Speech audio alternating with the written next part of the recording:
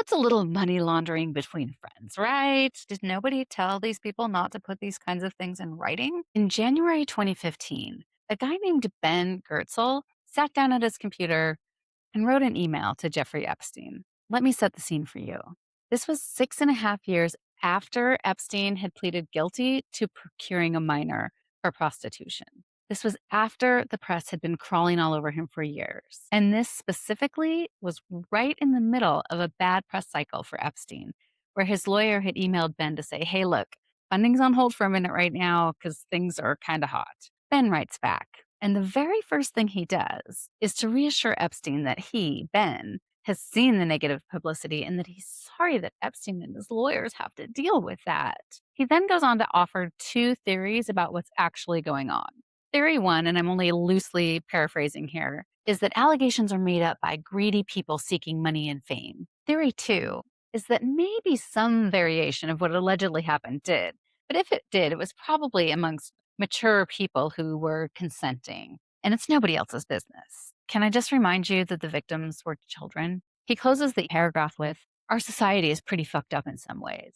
And then after accusing people of being greedy in the next paragraph, he gets to what he's really messaging about. He wants Jeffrey to keep sending the money. This time it's $25,000 through his nonprofit covertly, just like Epstein's been doing since 2010 for 5 years at this point. He says he doesn't want to push them at a difficult time, but given his own situation, he does feel motivated to ask. We're about to walk through a story that's not really about a scientist who had a bad funder. It's a story about how that scientist took the funder's money, ran it through an American charity that he chaired, sent it to a for-profit company that he owned, and got the people of Hong Kong to pay over $1 million to him. The IRS has statutes for this, a lot of them. We'll take a look at them today. Oh, and by the way, I did report him to the IRS Whistleblower office this week. Let's find out exactly why. Just another day in feral America.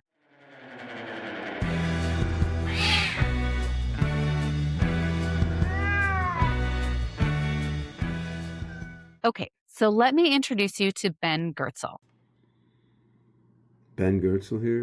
You may have heard his name without realizing it before because he's spent the last 25 years branding himself as one of the most important AI researchers on the planet. I published the book Artificial General Intelligence, to put the concept on the map, in 2005. He didn't invent the term artificial general intelligence or AGI, but he did popularize it. He runs a project called OpenCog, and we'll get into that in a bit.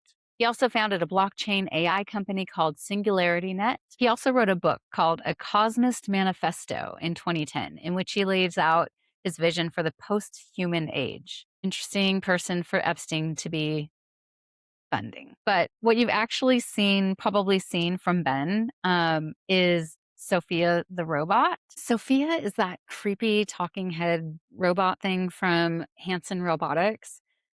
Saudi Arabia actually made her a citizen. She did the late night circuit, including a date with Will Smith. And being here with you in the Cayman Islands, I gotta say, is I'm feeling a little something.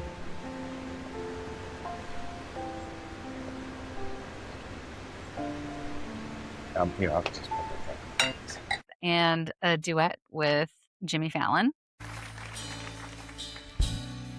Say something, I'm giving up on you. Yeah, that Sophia the robot. Ben Goertzel was Hanson Robotics' chief scientist during that time. Sophia's brain, to the extent that she has one, runs on Ben's OpenAI framework. The actual AI community has reservations about Sophia.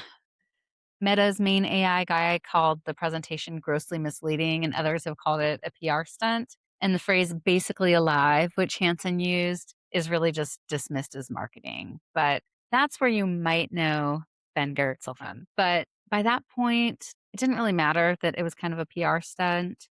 Ben was making his name. He'd done TED Talks and was kind of viewed as like a visionary for AI's future. He's really quite well known in his field. And what I really want us to know is exactly how he got to that point. So in 2001, Ben was a struggling AI researcher. He had a math PhD from Temple. He also had a recently collapsed company called WebMind and not a lot of funding prospects. So when he met Epstein through a mutual contact who Epstein had funded, he was pretty excited. I was introduced to Epstein in 2001 in New York by another scientist who had received funding from him. And, at the time I was essentially flat broke, didn't know where I was going to cut with rent to and house and feed my wife and 3 small children. At that time when I first met Epstein, AGI was by most people considered up there with time travel, psychic powers and voodoo. Nobody took it very seriously. So to meet this guy who had a huge amount of money, who was willing to put even a little bit of it toward AGI, I mean, this was pretty remarkable. And shortly after that, Epstein wrote a check to the University of New Mexico for $100,000 to fund a 1-year research fellowship for Ben in artificial general intelligence. So Ben's research money came from Epstein. That fellowship was for Ben, not for the University of New Mexico. It was him specifically. After the Epstein files came out and after an article came out in the South China Morning Post in February 2026, Ben wrote a little Substack kind of explaining himself. He also made a video. We'll watch a couple clips from that. He said, "The funding saved me from having to get a day job and let me really focus on research." So awesome. I'm glad that Ben's very, impacted himself personally in a positive way by Jeffrey Epstein. And that was the foundation of Ben's career. I'm not saying that he got to where he is only because of Epstein. He has a math PhD. And like I said, he's pretty well known in his field. He's done several TED Talks. I saw at least a couple. But the trajectory of his career, like the specific arc of Ben as a public AI futurist, that starts with that $100,000 fellowship. But those weren't the last checks that Ben Goertzel got from Epstein. So let's take a look at the mechanism of money laundering that started between Epstein and Goertzel. The structure is actually quite elegant if you're a money launderer. There are 3 main entities in this story. All right. Entity number 1 is Humanity Plus. Humanity Plus is a U.S. 501c3 educational nonprofit. It is basically the rebranding of the World Transhumanist Association, which was founded in 1998 by Nick Bostrom and David Pierce. Ben Goertzel was the chair of the board during the relevant period. The second entity is Novamente. Novamente is a private for-profit AI company, and it's the company that built the original code base for OpenCog. And guess who its owner is? Ben Goertzel. So right now, you can see we've got chair of the board of a nonprofit here, owner of a for-profit here, wearing 2 hats. We'll get into why this is an issue. A lot of for-profit company owners also are involved on boards of nonprofits, so that in and of itself is not an issue. The issue lies in the relationship between these 2 organizations. So we'll take a look at that. But first, let's get into the third entity, which is the Hong Kong Innovation and Technology Fund. We'll just call this the ITF. So the ITF is a public research grant that's run by the government of Hong Kong. Like a lot of public grant programs, they have a matching funds requirement. And for this one specifically, if you want to bring your project in to get matching funds, you have to have at least 10% of the total cost from a private industry sponsor. And then the Hong Kong government pays for the other 90%. Pretty sweet deal if you can get that industry sponsor. So why does this rule exist? So that Hong Kong taxpayers don't get stuck funding projects where there's no interest by the private market. So if there's enough interest, someone can get $100,000 donated and receive $900,000 from the Hong Kong government. Again, this is to allow people that are within the industry to recommend new projects and things like that. But that's not what happened here. So what did happen? Between 2010 and 2015, Epstein, using his shell company called Enhanced Education, which I'll be doing a lot of reporting on, and this will keep coming up.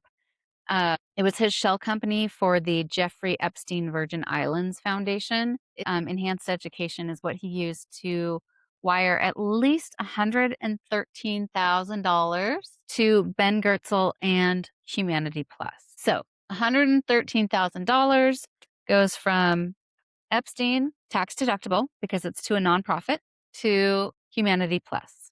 So then what Goertzel did was take that money and transfer it to Novamente. And Novamente came in as the industry sponsor, thereby getting an additional 90% of the funding from the people of Hong Kong. And this is the mechanism that was used to get the funding to create OpenCog. As I said, this funding went on for years, and through 3 projects, Goertzel received 1.14 million US dollars in funding from the people of Hong Kong, from Epstein's seed money, routed through Ben's nonprofit into his for-profit to trigger the Hong Kong match. You take Epstein's $113,000 in, and there you get that $1.14 million from the people of Hong Kong. Pretty great return on investment if you're a money launderer. Look what happens. Epstein's money is tax deductible because he donated it to a 501c3 nonprofit. So Epstein's tax deductible donation to Humanity Plus enters the US financial system as a charitable contribution to a transhumanist nonprofit. Squeaky clean, tax advantaged. It exits as a commercial industry sponsor for a for-profit AI company. It then gets multiplied tenfold by a foreign government's public matching fund. And Jeffrey Epstein's name? Nowhere. Because this didn't come from Jeffrey Epstein. This came from Enhanced Education. Again, the shell company for the Jeffrey Epstein Virgin Island Foundation. He gets to launder the reputation of the money and the scale of it through an intermediary. And Ben, who controls both layers, gets $1 million+ of free research funding money from the people of Hong Kong. This is what people who study money laundering call a layering structure. You take dirty money, push it through clean entities, and at each step, it comes out a little bit cleaner and further away from the dirt. But this isn't a hypothetical that you have in law class. This isn't an FBI training scenario. This actually happened, and we've been looking at the emails. Ben admits the entire structure in his Substack. He just doesn't call it what it is, but he refers to it multiple times. So what's a little money laundering between friends, right? Let's take a look at how the IRS might look at this. So we have to look at the IRS code section 501c3, which is the tax exempt status given to charities. In this case, he calls it an educational nonprofit. In exchange for tax exemption and letting donors exempt or deduct their contributions, there are some rules that one has to play by as a nonprofit. And they're really the whole reason that the system works. So the first rule is no private inurement. That phrase, private inurement, is in the actual statute. Section 5013C says, no part of the net earnings of an exempt organization may inure to the benefit of any private shareholder or individual. So what that means is that a 501c3 is not allowed to be a piggy bank for an insider or founder or a board member or a key employee or the chairman of the board. Ben Goertzel, as chair of the board of Humanity Plus and owner of Novamente, was on both ends of this transaction. That is textbook private inurement. It is probably very close to what you would see as an example in law schools. There's a separate, broader rule called private benefit, where a 501c3's activities primarily serve a private interest, even if it's not technically an insider like this. But the Treasury regulations specifically say, let me quote this here, that the organization must show it is not organized or operated for the benefit of private interest. It must serve a public rather than a private interest. So a nonprofit that takes a sex offender's money routes it through, and spits it out the other end into a for-profit company, that doesn't serve public interest. It serves the for-profit company and, by extension, the guy who owns it. Next, we have Section 4958 of the IRS, which lets the IRS impose intermediate sanctions, which is the IRS's polite way of saying, we are about to fucking destroy you, but we're not going to exempt your tax exempt status just yet.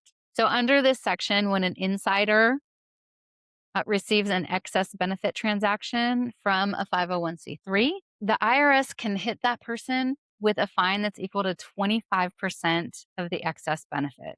And if they don't fix it, like totally fix it, like refile their returns and do all that and have all the proper documentation, they can hit them with another 200%. Then I hope you're keeping up on your taxes better than you were back in the 2010s. 200%. And the other Humanity Plus people who Ben checked with to make sure it was okay for them to be a pass through, they can be fined up to 10% personally and up to $20,000 per transaction. So per wire. I hope Humanity Plus has some good lawyers. But let's bring it back to Ben. This Humanity Plus to Novamente transfer was not a single transaction, it was a pattern. Goertzel himself said in that email that Epstein had donated to Humanity Plus every year since 2010, and we know that he'd been donating to him previously. So he'd been using this pass-through for at least half a decade. And what about the banks that process these wires? They have a legal requirement called the Bank Secrecy Act, where they have to report suspicious activity. And we already know from the Wyden Senate investigation that one major U.S. bank waited 7 years to file SARS on the Leon Black Epstein wires through enhanced education. Yeah, Leon Black's in this one too. The same legal question applies to whoever was handling Humanity Plus's Wells Fargo account. That's a separate investigation. It should be happening. Of course it's not. All right, so quick recap. Section 501c3 prohibits private interment. That was violated. It also prohibits private benefit. This was also violated. And let's not forget Section 4958 that can impose those excessive penalties on the board members and everyone who signed off on it. Finally, the Bank Secrecy Act and filing SARS. I'm very curious to see if any suspicious activity reports have been filed surrounding enhanced education and Humanity Plus.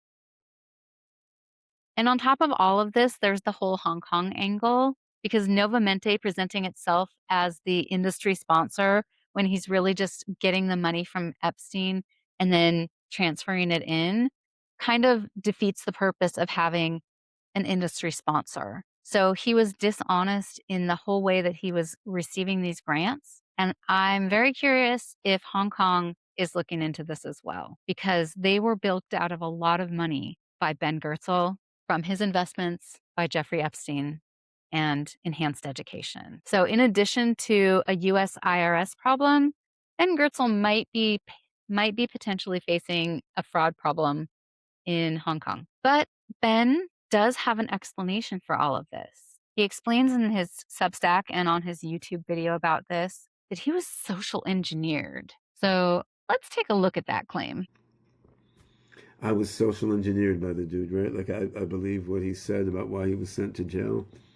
Honestly, I had a lot of other shit going on in my life. I was going through a tough divorce with 3 small kids. There was financial crisis in late 2008, which was putting my AI consulting businesses in a lot of trouble. So I mean, doing online research to dig into Epstein's problems was very low on my priority list, right? But that's something I would do differently now. I mean, if I was raising money for Project Now, I would do some real due diligence into whoever's putting the money in. But that's me at age 59, like incorporating the lessons I've learned through life, including the lessons of being social engineered by fucking Jeffrey Epstein. In February 2026, days after the South China Morning Post broke the story about Ben Goertzel in Hong Kong, Goertzel decided that it was time for him to explain his relationship with Jeffrey Epstein on his Substack. And he very humbly named his Substack post Goertzel versus Epstein. The framing of the post is essentially, I was a naive scientist. Epstein was a master social engineer. The science funding world is broken. I made a mistake. I'm sorry. And everybody that was commenting is thanking him for his honesty and is feeling bad that he got caught up in Epstein's world and just, how could he possibly know what Epstein was really doing when all they were talking about was AGI? Well, let's take a look at the receipts. First receipt, January 21st, 2013, 2 minutes past 2 p.m. A man named Joe Shabak, and that's a whole separate episode I'll get into, forwards an email to Epstein. And the subject line of that email is seriously one of the stupidest subject lines I've ever heard anyone actually put into email, into writing. Funneling money. That was the subject line. Inside the body of the email is a message that Ben Goertzel wrote to Joshua a few days earlier, where he explains that Humanity Plus can be used to funnel money to Joshua as long as it's for pure research, not for a commercial venture. Then he adds on that Humanity Plus will eat 5% of the money for its role as a pass-through. Pass-through. That was the actual language that he used. Not me. I'm just reporting on this. So 5%. That sounds a lot like a transaction fee, which is what a financial services business would be charging, not something that a nonprofit would have to incorporate in any form of a donation. He closes this email. Let me quote this. If going through a university is a lot more troublesome or expensive for you, I'd be happy to do this for you through Humanity Plus. Yeah, he ended it with a wink. I guess this is where they say that common sense isn't really all that common. Did nobody tell these people not to put these kinds of things in writing? That email alone should be enough for the IRS to revoke Humanity Plus's 501c3 status because the chairman of the board has reduced the entire purpose of the organization to a fee charging financial conduit to move money in exchange for a 5% cut. That's not a charity. That's a bank. Next receipt, May 11th, 2011. Ben emails Epstein directly with the subject line, next installment of funding needed. In this email, Ben tells Epstein that the OpenCog Hong Kong project, which Epstein had funded with $20,000 the year before, is in need of another $10,000 of funding. And then Ben, and this part is chef's kiss, Ben hopefully reminds Epstein that the Hong Kong government is funding 90% of the project and Novamente's contribution is 10%. Then he writes, that's some excellent leverage. Yeah, great return on investment for money laundering and a huge benefit to who?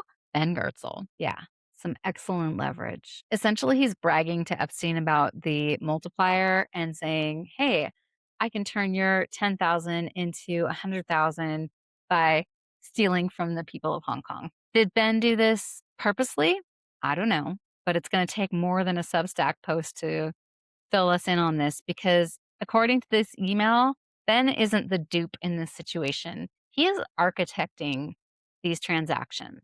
He's the one that is suggesting using this as a pass through. And he goes on in the same email and says, I can't really afford $10,000 personally right now. And yet it would be really stupid to let the project die due to a lack of $10,000. So just by him saying that he would pay it personally if he had it, that's basically saying that Epstein's tax-free donation is something that he would otherwise be paying himself, but he can't afford it personally, meaning that it's a personal benefit to one person, not a public benefit.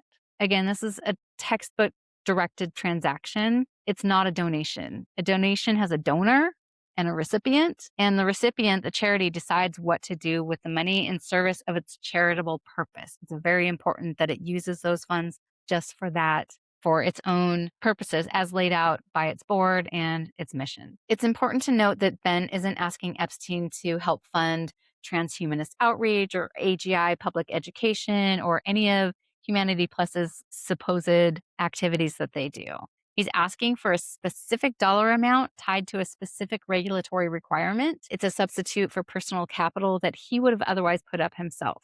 That is not a donation. So this is exactly probably, if I looked it up word for word, in the IRS code, this is what we would call a pass-through. Again, his word, not mine. So another email, same vibe. In this one, he's asking Epstein to donate money to Humanity Plus so that Ben can pay himself back and pay the taxes that he owes that he didn't pay last year. Again, that's not how charitable donations work, friend. That's not how they work. I keep waiting to get to the bottom of this, but I haven't found it yet. This entire enhanced education rabbit hole is wild. Okay, back to it. The next email we're going to look at is from January 6th of 2015. This is the email where Ben was looking for money and Richard Kahn, Epstein's lawyer, is like, not right now. Things are a little hot. And Ben writes back the same day, commiserating with them for what they have to go through in the spate of utterly idiotic negative publicity in the news. And he's so sorry that they have to deal with it. So yeah, this is where he comes up with his little theories that either it's someone just begging for money, which he does in the next paragraph, or that it actually did happen, but it must have been between consenting adults. Yeah, that's not how it went down either. I do agree with him when he said that our society is pretty fucked up in some ways. I'll give him that one for sure. But then to go on to the next paragraph after saying, oh, it must be people that are just out wanting money from you. By the way, can I have $25,000? I don't care if you're a sex offender. I don't care if all this stuff is going on in the news about you right now. I just want that money for me. Ben. So was Ben socially engineered, as he claims in his Substack? He said he didn't realize that Epstein was worse than another Playboy billionaire. He claims his autism for a reason that he missed out on the cues of Epstein. But you have been to his apartment. You've been to Palm Beach. We know what was on the walls in Epstein's New York and Palm Beach homes. So even if you went to his office in those homes, you walked past those paintings, those nude girls. You walked past Bill Clinton in a blue satin dress, and you didn't think maybe something was up? No, of course not, because it's the boys club benefit of the doubt. I'm sure that everyone else is just trying to get your money. I believe you because you give me money. I get something from you, so I'm willing to look past whatever else is going on with you, be it in the news, in the courts, in the banks, because I'm getting my payday. Another thing with Ben is that there are multiple emails here that show that he was using Epstein to get money to live while he was doing his research so that he didn't have to go and get like a real job. So he was more than happy to take everything that Epstein was willing to give. And for somebody who's so into research, really didn't seem to be too interested in researching the person that was funding his entire career. Just another day in feral America. Ben, you might be expecting a knock on the door from the IRS pretty soon. Better get your papers in order.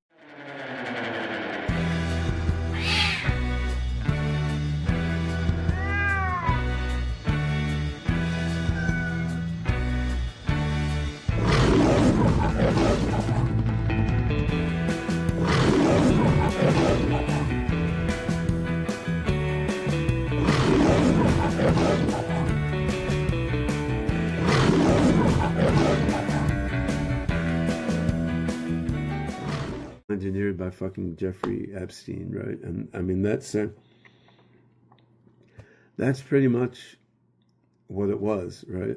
I mean, I feel bad that the guy sort of snowed me into not seeing what kind of creature he was, but in hindsight, I can see how he did it, right? I mean, he was really a masterful social engineer. Look at Leslie Wexner, who's a super successful businessman, and Epstein social engineered him out of hundreds of millions of dollars, right? And you look at Harvard, you look at Stanford, MIT, then Marvin Minsky, the founder of AI, Noam Chomsky, the founder of linguistics, and there's a who's who of great scientists.